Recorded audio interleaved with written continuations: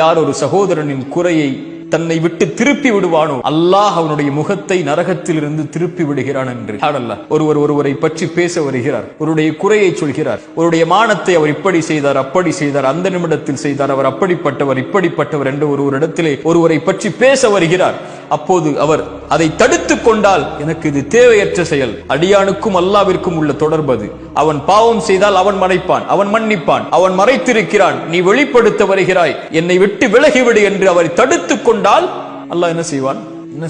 அல்லாஹ் நரகத்தில் இருந்து இவருடைய முகத்தை அல்லாஹ் தடுத்துக் கொள்வான் என்று அல்லாஹ்வுடைய தூதர் ஸல்லல்லாஹு அலைஹி வஸல்லம் சொன்னார். அல்லாஹ் மறைத்திருக்கிறான், நானும் மறைக்கிறேன். நான் என் மானம் வெளிப்படுவதை விரும்ப மாட்டேன்.